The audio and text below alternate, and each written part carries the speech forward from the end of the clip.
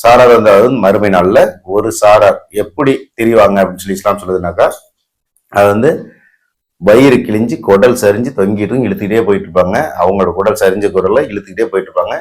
அப்படியாப்பட்ட நபர்களை பார்த்து அவங்களால நல்ல நிலைக்கு வந்தாங்கல்ல, அதாவது தப்பு தவறுகள்ல இருந்து இவங்க சொன்ன போதனைகளை கிட்ட நல்ல நிலைக்கு வந்தாங்கல்ல, அவங்க கேட்பாங்க, எங்களுக்கு கூட நீங்க நல்லதான் சொன்னீங்களே, நீங்க எப்படி தெரியுறீங்க, உங்களுக்கு என்ன ஆச்சு அப்படின்னு கேட்பாங்க. நான் உனக்கு சொன்னேன்ல, அதை நான் செய்யவே இல்லை அப்படின்றதான் அவங்க அந்த இடத்துல சொல்லக்கூடிய பதிலா இருக்கும்.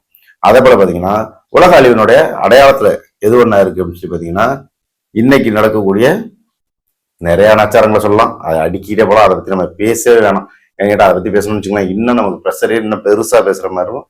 அதனால இந்த வீடியோவை ஷார்ட்டா முடிக்கணும் அப்படிங்கிறத பண்றோம். அதை பத்தி பேசல. நிறைய பேர் அடுத்தவங்களுக்கு புத்தி சொல்லணும்னு நினைக்கக்கூடிய நீங்க, உங்களுக்காக பதிவு தான் இது. என்ன அப்படி புத்தி சொல்லணும்னு நினைக்கக்கூடிய நீங்க கரெக்டா நீங்க இருந்துக்கிட்டு அடுத்தவங்களுக்கு புத்தி சொல்ல ஆரம்பிங்க. நிறைய பேர் இந்த சம்பவத்தை செஞ்சுக்கிட்டு இருக்கீங்க. இதனுடைய நிலை எப்படி இருக்கும் மறுமையில அப்படிங்கிறத நம்ம சொல்லியாச்சு. ஏன்னு கேட்டா உலக அழிவினுடைய அடையாளமா ஒன்று எதை சொல்றாங்கன்னாக்கா, எல்லாருமே மார்க்கத்தை போதிக்க ஆரம்பிச்சிருவாங்க. இந்த நான் வரைக்கும் சொல்ல ஆரம்பிச்சேன்ல, அதுதான் இந்த மார்க்கத்தை எல்லாருமே போதிப்பாங்க அப்படிங்கிறது தான் அதனுடைய நிலை. அதனால நம்மளுங்க மார்க்கத்தை சொல்றது தப்பு இல்லை. ஏன்னு கேட்டா சொல்லக்கூடிய நீங்க அப்படி நடக்கிறீங்களா அப்படின்னு பார்த்தா கண்டிப்பா யாருமே நடக்கிறது இல்லை அப்படிங்கிறது 90% யாருமே நடக்கிறது இல்லை. அடுத்தவங்களுக்கு மட்டும் அழகான முறையில பத்தி சொல்லுவாங்க. தன்னோட வீட்டுல எல்லாமே நடக்கும், அதை எதுவுமே கண்டுக்க மாட்டாங்க, கண்டும் காணாத மாதிரி இருப்பாங்க.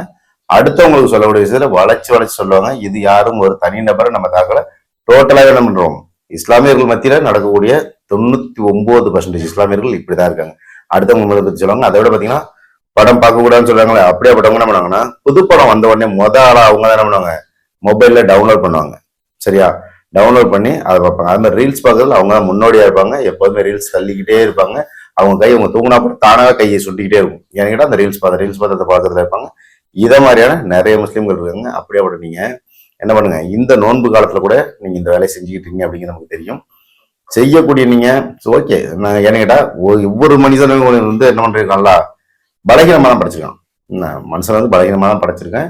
அப்படி பலகீனமா படைச்ச மனுஷன் எதனால அப்படின்னு சொன்னாக்கா, இவன் தப்பு செய்யணும், தப்பு செஞ்சுட்டு என்னிடத்துல அதாவது இறைவனிடத்துல தௌபா செய்யணும். அப்படி செய்யக்கூடிய ஒரு சமுதாயத்தை இறைவன் நேசிக்கக்கூடியவனா இருக்கான். யார் தப்பு செஞ்சுட்டு நான் செஞ்ச தப்புக்காக வருத்தப்படுற யாரெல்லாம் என்னை காப்பாத்தி இனிமே இந்த தவறுதல்ல இருந்து நான் விடுதலைப்படணும் அப்படின்னு சொல்லி யார் தௌபா செய்யறனோ அந்த மனிதர்களை இறைவன் நேசிக்கக்கூடியவனா இருக்கான். இதை விட முக்கியமா இன்னொரு பாயிண்ட் என்ன சொல்றாங்கன்னாக்கா, யார் தவறே செய்யாத சமுதாயமா அந்த சமுதாயம் மாறி எல்லாருமே அதாவது மலக்குமார்கள் மாதிரி எல்லாருமே பர்ஃபெக்டா இருந்தா இந்த சமுதாயம் இறைவனுக்கு தேவையில்லை, அழிச்சிட்டு வேற ஒரு தவறு செய்யக்கூடிய சமுதாயத்தை கொண்டு வருவேன் அப்படின்னு சொல்றான். அப்படிங்கும்போது தப்பு செய்யக்கூடியவன் தான் மனுஷன், அப்படி தப்பு செய்யலாம் அவன் மனுஷன் இல்லை.